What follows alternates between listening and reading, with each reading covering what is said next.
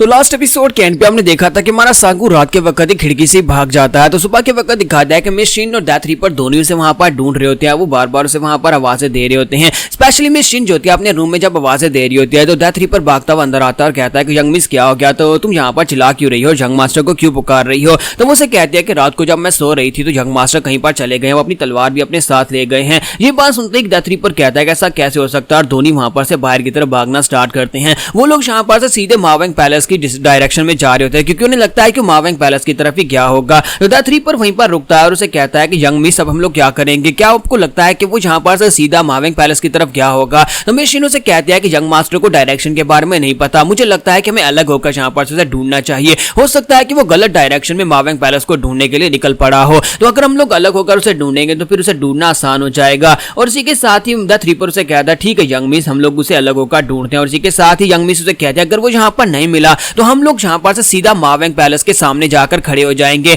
क्योंकि अगर वो यहाँ पर किसी से पूछेगा भी रास्ता तो वो सीधा वहीं पर आने वाला है, तो हम लोग वहीं पर उसका वेट करेंगे। तो डेथ रीपर कहता है जी मिस, और इसी के साथ दोनों वहां पर से अलग हो जाते हैं। दोनों के वहां पर से अलग होने के बाद दिखाता है कि वहां सांगू जो होता है वो भागता हुआ पता नहीं किस डायरेक्शन में आगे की तरफ बढ़ रहा होता है। उसे पता नहीं होता कि जाना कहां है, लेकिन क्योंकि वो यहाँ पर अपनी एनर्जी को यूज कर रहा था जिसकी वजह से उसे यहाँ पर काफी ज्यादा बुरा महसूस हो रहा था और उसके मुंह से ब्लड बह रहा होता है क्योंकि उसने यहाँ पर अपनी एनर्जी को यूज किया है। तो जैसे जैसे वो एनर्जी को यूज करेगा वैसे वैसे उसके मरने का टाइम करीब आता जाएगा। तो वहां सांगू कहता है कि उन पांचों कुनलुन मास्टर्स ने मुझे जो अपनी एनर्जी दी थी, मुझे लगता है कि वो 10 साल पूरे होने वाले और मैं जहां पर अब मरने वाला हूं। तो जैसे माना सांगू जो होता है वहां पर से आगे बढ़ने लगता है तो वहां पर उसे पानी दिखाई देता है। तो वहां पर जाकर मुंह धोने के लिए और पानी पीने के लिए आगे बढ़ता है। जैसे वो पानी पीने लगता है तो साइड के ऊपर उसे वहां पर रेड गॉब्लिन दिखाई देता है। रेड गॉब्लिन अपने हाथ में वहां पर उस छोटी गुड़िया को लेकर बैठा होता है। तो वहां सांगू कहता है कि ये क्या, ये रेड गॉब्लिन जहां पर क्या कर रहा है। तो रेड गॉब्लिन अपने हाथ में उस गुड़िया को पकड़कर कह रहा होता है कि ही या प्लीज मुझे माफ कर देना, प्लीज मुझे माफ कर देना, काश उस दिन में जहां पर छुपा नहीं रहता और मैं वहां पर से बाहर निकला होता और तुम्हें बचा लिया होता।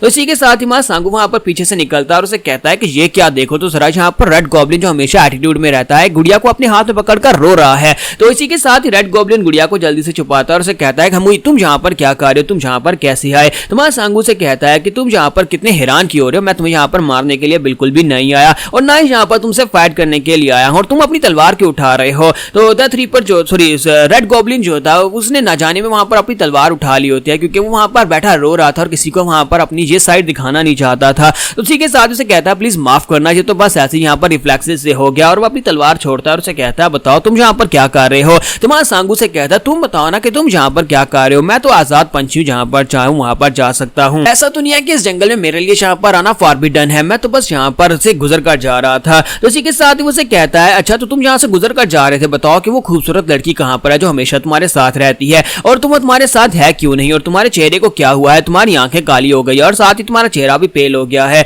तो इसी के साथ ही हमारा सांगू से कहता है कि नहीं ऐसा कुछ भी नहीं है, जबकि गॉब्लिन से कहता है कि तुम्हारे चेहरे से देखकर लग रहा है कि तुम मरने वाले हो, आखिर तुम्हारी ये हालत क्यों हो गई है, क्या तुम बीमार हो। तो वो उसे कहता है कि नहीं मुझे यहाँ पर नोज ब्लीड हो गई थी, मैं गिर गया था। तो वो ये बात सुनने के बाद कहता है क्या तुम मुझे पागल समझते हो, एक ऐसा बंदा जो कि माजी और मावेंग पैलेस के मास्टर गू को मार सकता है उसे यहाँ पर नोज ब्लीड हो गई हो, ये तो मैं बिल्कुल भी मान ही नहीं सकता। तो इसी के साथ ही मां सांगू से कहता है कि बस भी करो, तुम यहाँ पर इस तरह की बातें कैसे कर सकते हो। अच्छा सांगू से कहता है कि मुझे यहाँ पर इस तरह की बहस नहीं करनी और यहाँ पर अपने चेहरे के बारे में तो बिल्कुल भी बात नहीं करनी। तो रेड गॉब्लिन उसे कहता है कि अब बताओ कि तुम यहाँ पर क्या कर रहे हो, तुम्हें तो इस वक्त म्यूरियम अलायंस के पैलेस में होना चाहिए था। तो मां सांगू से कहता है कि तुम यहाँ पर क्या कर रहे हो। तो वो कहता है मैं तो बस यहाँ पर एक बिजनेस से आया था। और इसी के साथ ही मां सांगू से कहता है कि चलो छोड़ो इन बातों को, बताओ क्या तुम्हारे पास यहाँ पर वाइन है। तो वो कहता है कि हाँ मेरे पास वाइन है और वो दोनों वहां पर बैठकर पीना शुरू कर देते हैं। दोनों ही अपनी अपनी बॉटल को बैठकर पी रहे होते हैं। तो मां सांगू से कहता है कि बताओ कि वो लड़की कौन है, हिया कौन है जिसके बारे में तुम यहाँ पर बात करके रो रहे थे। तो वो कहता है कि तुम्हें ये जानने की जरूरत नहीं है। तो सांगू कहता है बस भी करो, मुझे बता दो ये हिया कौन है।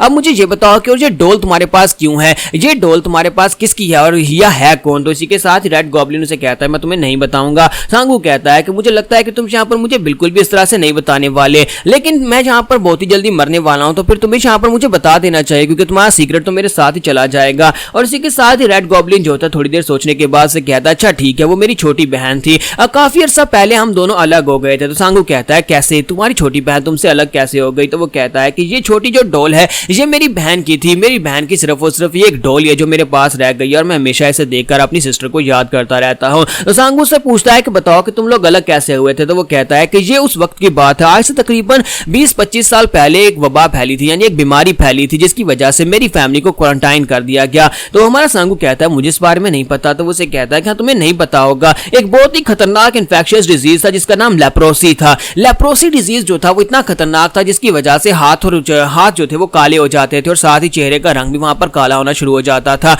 और ये एक फैलने वाली बीमारी थी।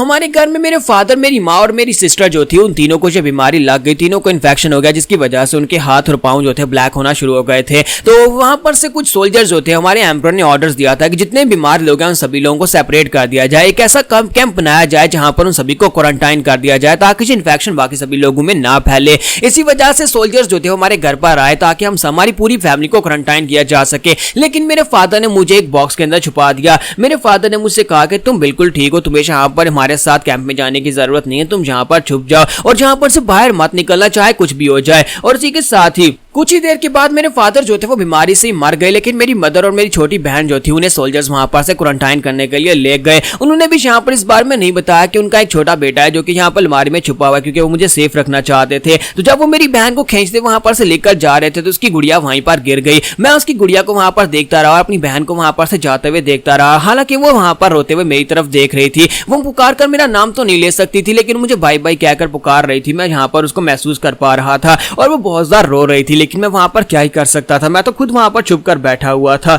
और इसी के साथ ही सीन प्रेजेंट में आता है तो वो वहां पर और भी ज्यादा रोना शुरू कर देता है और कहता है कि मुझे आज भी यहाँ पर इस बात का पछतावा होता है कि काश मैं वहां पर उस दिन निकला होता और मैं यहाँ तो उसके साथ चला गया होता, या फिर मैं जाकर सोल्जर से फाइट करता और कहता है कि मेरी बहन को यहाँ पर से मत लेकर जाओ। वो उन्हें एक आइलैंड के ऊपर ले गए हैं, ग्रीन फॉरबिडन आइलैंड, जहां पर सारे के सारे बीमार लोगों को रखा गया है। मुझे गुड़िया उसे जाकर देना चाहता हूँ, लेकिन वो फॉरबिडन एरिया है, किसी भी सेहतमंद इंसान को ग्रीन आइलैंड के ऊपर जाने की इजाजत नहीं है, कोई भी वहां पर नहीं जा सकता। इसी वजह से मैं यहाँ पर रहता हूँ और जाकर इस तरह के सारे बाउंड्री के काम करता हूँ ताकि मैं उनको पैसे भिजवा सकूं, ताकि मेरी बहन और मेरी माँ वहां पर सुरक्षित रह सके और उन पैसों को यूज कर सके। सांगू उसकी बात सुनने के बाद सोच रहा था यही वजह है कि यहाँ पर इतने सारे पैसे कमाने के चक्कर में लगा रहता है, क्योंकि इसे पैसे वहां पर ग्रीन आइलैंड कैंप के ऊपर बेचने पड़ते हैं ताकि इसकी मॉम और उसकी बहन जो है वहां पर से अच्छी और कंफर्टेबल जिंदगी गुजार सके। हालांकि ये कभी उन्हें दोबारा मिल नहीं सकता, ये दोबारा उनको देख नहीं सकता। इसी के साथ ही हमारा सांगू जो होता है वो उठकर खड़ा हो जाता है और उसके हाथ से वो गुड़िया छीन लेता है और उसे कहता है कि ये गुड़िया मुझे दो। तो रेड गॉब्लिन से कहता है बेवकूफ कहेगी, ये तुम क्या कर रहे हो, मेरी गुड़िया मुझे वापस दो। सांगू से कहता है कि चलो उठकर खड़े हो जाओ। तो वो कहता है क्यों, तुम यहाँ पर क्या करने वाले हो। तुम्हारा सांगू से कहता है कि मैं तुम्हारी ये गुड़िया तुम्हारी सिस्टर को देकर आऊंगा, मैं तुम्हारा जो भी मैसेज है वहां तक पहुंचा कर आऊंगा। तो रेड गॉब्लिन से कहता है कि तुम क्या बात कर रहे हो। तुम्हारा सांगू कहता है कि मैं तुम्हारी बहन के पास उस ग्रीन आइलैंड के ऊपर जाने वाला हूँ। तो रेड गॉब्लिन कहता है कि नहीं, तुम वहां पर नहीं जा पाओगे, क्योंकि वहां पर हर वक्त बहुत ही कड़ा पहरा होता है, कोई किसी को भी वहां पर अंदर जाने की इजाजत नहीं है। और वैसे भी अगर अंदर चले जाओगे तो बीमारी फैल जाएगी और तुम भी यहाँ पर उसी तरह हो जाओगे जिस तरह से वहां पर सभी बीमार लोग हैं। तुम्हारा सांगू से कहता है कि मैं तो वैसे भी यहाँ पर मरने वाला हूँ, तो फिर मुझे यहाँ पर इस तरह की लेप्रोसी बीमारी से डरने की जरूरत नहीं है। तो रेड गॉब्लिन कहता है कि इस बात का क्या मतलब है। सांगू कहता है कि तुम्हें यहाँ पर इसको ज्यादा समझने की जरूरत नहीं है, बस इतना समझ लो कि अगर वो बीमारी मेरे लिए खतरनाक है तो मैं तो वैसे भी यहाँ पर मरने वाला हूँ, तो मुझे यहाँ पर खतरा उठाने में कोई भी खतरा महसूस नहीं हो रहा। जहाँ पर हम लोग अपने एपिसोड 62 का एंड करेंगे। नेक्स्ट एपिसोड में देखेंगे क्या है ग्रीन आइलैंड का राज क्या है, क्या वाकई में वहां पर इन्फेक्शियस लोगों को रखा गया है या फिर वहां पर कुछ और चल रहा है।